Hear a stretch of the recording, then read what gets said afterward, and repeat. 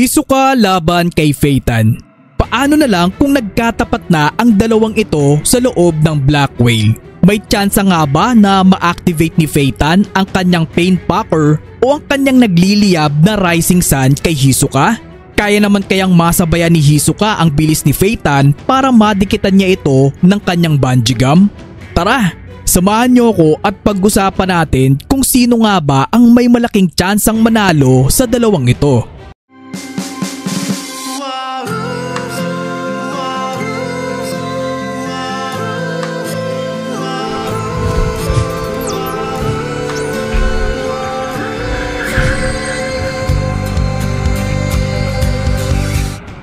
Sa unang round ay pag-usapan natin ang kanilang physical na lakas. Sa inilabas ni Togashi na power scale chart noon ng mga Phantom Troop in terms sa physical na lakas, makikita na pangatlo si Hisoka sa bunong braso na hindi nga ginagamitan ng Nen. Habang si Phaeton naman ay nasa panglimang pwesto. Kaya naman hindi na natin maipagkakaila na sa larangan ng physical na lakas ay nakakalamang na agad dito guys si Hisoka. Ilan rin sa mga naipamalas niya sa atin noon ay during Grid Island arc kung saan ay kinalaban nila si Razor.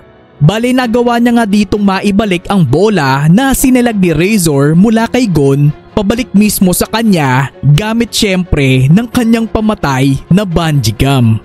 Nagawa rin niyang mag-combine pa ng dalawang Nenbis ni Razor para lamang saluhin ang bola na ibinato ni Hisoka. Idagdag mo pa nga noong nagawa niyang sipain ng napakalayo ang isang flagstone sa stage ng Heaven's Arena noong nailaga ni Gon ang isa sa kanyang malakas na sipa. And lastly, sa laban nila ni Chrollo ay nakayanan lang naman niyang hilahin ang 5 tao o puppet ng magkakasabay gamit ng kanyang bungee gum. Imagine niyo na lang guys ang bigat ng isang tao, diba? Lalo pa kaya kung 5. Although may malaking contribution din nga ang kanyang bungee gum sa mga nabanggit ko, pero hindi niya nga magagawa ang lahat ng yon kung mahina nga syempre ang kanyang pisikal na lakas. Kaya naman sa palagay ko rin kapag nadikitan na ni Hisoka si Phaeton ng kanyang bungee gum ay may tsansa na mahila niya rin ito papunta sa kanya katulad nga ng ginawa niya sa laban nila ni Gon. Sa susunod na round ay pag-usapan naman natin ang kanilang bilis at liksi. Sa side ni Hisoka ay maraming beses na rin itong nagpakita ng matinding kasanayan sa larangan ng bilis at liksi. Katulad na lang sa naging laban niya kay Goto, kay Castro at maski na rin nga sa naging laban niya kay Gon. Idagdag mo pa nga yung naging laban niya kay Chrollo sa Heaven's Arena. Sa side naman ni Phaeton, kung sa bilis at liksi lang naman din ang pag-uusapan ay hindi naman ito syempre magpapatalo. Bilang isang assassin kagaya ng pamilyang Soldic ay may angkin din itong bilis at liksi. May kakayahan nga din siyang mag-after image kagaya ng ginawa niya sa laban nila ni Zazan. At bukod pa dyan, kahit na si Kaluto na nagmula pa nga sa pamilya ng mga assassin ay napahanga at natulala na nga lang sa ipinamalas na bilis ni Phaeton. Sa isip-isip ko nga ay hindi niya ba ito nakikita mula sa kanyang ama, lolo o kahit sa kanyang kapatid na si Illumi kapag kasama siya sa mga misyon nila? Diba? Well para sa akin napakahirap pa rin talaga matukoy kung sino ang mas mabilis sa kanilang dalawa. Dahil maski nga si Meruem at Netero na siyang kinikilala natin na pinakamabilis sa mundo ng Hunter x Hunter ay hindi naman natin nakikitaan na mag-after image, ngunit masasabi natin na mas mabilis pa rin sila kung ikukumpara kay Phaeton. Which means na even though nga na hindi naman natin nakikitaan si Hisoka na mag-after image ay may chance din nga na mas mabilis ito kay Phaeton. But since nabilis at liksi nga ang halos ipinakita sa atin ni Phaeton throughout the series nga ay ibibigay pa rin natin ang round na ito sa kanya. Sunod naman ay pag-usapan natin ang kanilang pambihirang katalinuhan. Si Hisoka ay nakilala natin bilang isang magaling na strategist. Kayang-kaya niya ngang gumawa ng mabilisang plano upang matalo ang kanyang kalaban. Sa katunayan ay nagagawa niya nga umarte upang magmukhang walang alam, ngunit lingid sa kaalaman ng kanyang katunggali ay nagsiset up na pala si Hisoka ng isang patibong. Magaling rin nga siyang gumawa ng taktika. tulad na lang sa nangyari sa York New City. Sa kagustuhan niyang makalaban si Chrollo ng solo ay nagawa niya ngang baguhin ang papel ng ilang minuto kung saan nakasaad nga ang orihinal na hula sa kanya ni Chrollo. Binago niya ito upang manatili ang mga spiders sa York New City. Dahil doon ay napaniwala niya rin nga ang halos lahat ng mga spiders at nagtagumpay naman siya sa kanyang plano. Yun nga lang ay hindi ito natuloy dahil sa napag-alaman niya na hindi na pala pwedeng gumamit si Chrollo ng Nen. Isa rin nga sa natatanging kakayahan ni Hisoka ay ang pagkilatis at pagsukat ng lakas sa iba't ibang mga hunters. Sa kabilang banda, kung pag-uusapan naman ang side ni Phaeton ay wala pa nga tayong nasasaksihan mula sa kanya pagdating sa mga matitinding stratehiya sa laban o anumang may kinalaman sa paggawa ng mga taktika. Kaya naman obviously ay ibibigay natin ang round na ito kay Hisoka.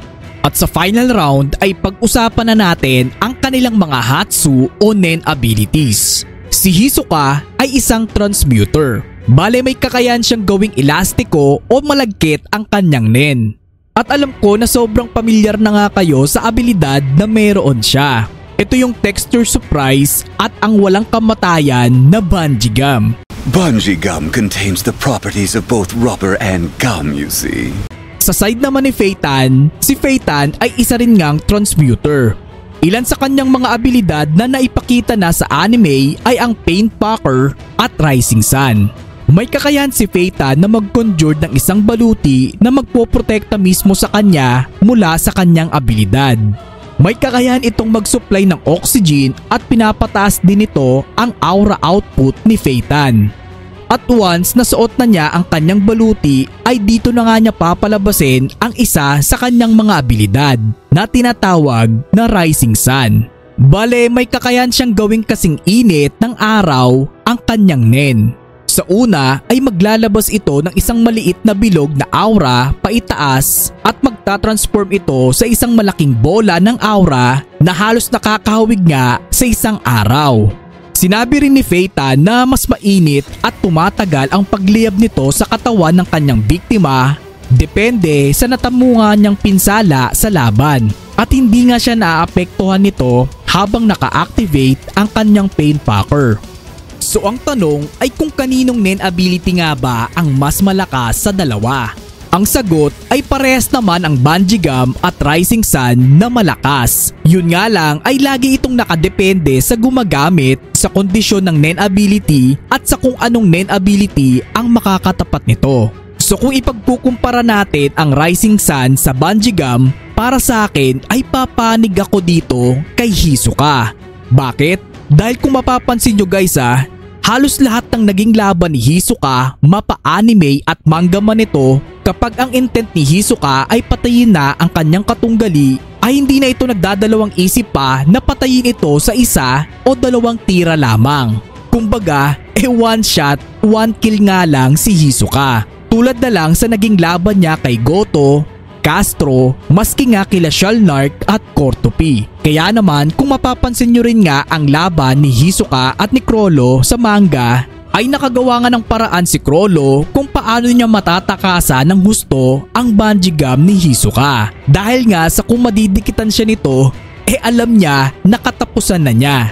So para sa akin kung magtatapat nga sila Phaeton at Hisoka ay tila hindi na halos magagamit pa ni Phaeton ang kanyang Rising Sun. Dahil nga sa kung matsatsambahan agad siya ni Hisoka ng isang tira lang, siguradong tapos na agad ang laban. Kumbaga, wala na ngang chance para mapalabas pa ni Phaeton ang kanyang Rising Sun. Since na kinakailangan pa nga ni Phaeton na makareceive pa ng pinsala mula sa kanyang katawan bago pa nga ito magamit. Unlike nga sa Bungee Gum ni Hisoka na hindi na nga kailangan pa ng anumang kondisyon para lamang magamit sa anumang laban. Depende na nga lang kung mayroon pa nga si Phaeton na ibang abilidad na hindi na kinakailangan pa ng anumang kondisyon bago ma-activate bukod nga sa Rising Sun. Isa rin nga sa nakikita kong kahinaan ng Rising Sun ay ang matagal nitong pag-activate. So pagpalagay na lang natin mga ka-hunter na nagalusan ng husto si Phaeton ni Hisoka at hindi niya nga ito napatay sa isa o dalawang tira lang at may kakayahan na siyang i-activate ang Painpacker at Rising Sun, at pagpalagay na lang din natin na hindi nga rin alam ni Hisoka ang kakayahan ni Phaeton, sa tingin ko bago pa man ma-activate o kahit na-activate na nga ang Rising Sun ay pwede pa rin itong matakasan ni Hisoka gamit ang kanyang bungee gum. Dahil kung sila Pinks nga ay nakatakas ng ganun-ganun lang, malamang ay makakayanan din nga ni Hisoka na makalayo bago pa man ito ma-activate. At pansin nyo rin ba guys na halos lahat ng laban ni Hisoka ay kapansin-pansin nga na lagi siyang may escape plan or plan B kung sakali mang hindi umayon sa kanya ang pagkakataon. Lagi nga siyang nag-iiwan ng bungee gum sa itaas, mapapuno man ito o kisame. Tulad na lang sa naging laban niya kay Goto at Chrollo.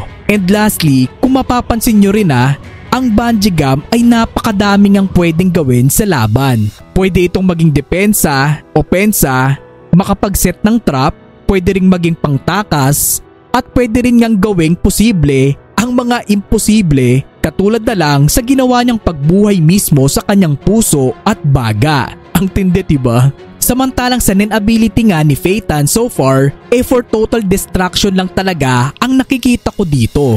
So overall nga ay panalo dito si Hisoka para sa akin mga ka-hunter. Dahil kung idadagdag pa nga natin yung kanyang pinalakas na mga abilidad dahil sa kanyang postmortem Nen, ay lugi na talaga dito si Phaeton. Pero syempre, tulad nga ng sinabi ni Morel, ay hindi natin talaga masusukat kung sino ang may kakayang manalo o matalo sa isang Nen battle. Malakas man o mahina ang isang Nen ability. Dahil ang lahat ng ito ay laging nakadepende sa gumagamit, sa lugar ng paglalabanan at sa diskarte at talino ng isang Nen user. Kayo ba? Sa tingin nyo ay may pag-asa bang manalo si Phaeton kay Hisoka? I-comment nyo na nga lang yan sa ibaba para naman mapag-usapan nating lahat yan. And as usual, kung nagustuhan mo pala ang video na ito, ay huwag mo nang kalimutan na bigyan ito ng malaking like dahil malaking tulong na nga yan para sa ating channel. And make sure pala na nakasubscribe ka na para lagi kang updated sa mga kwentuhang pang-anime katulad ito. Muli, ako po si Kuya Boy and kita-kits sa ating next video.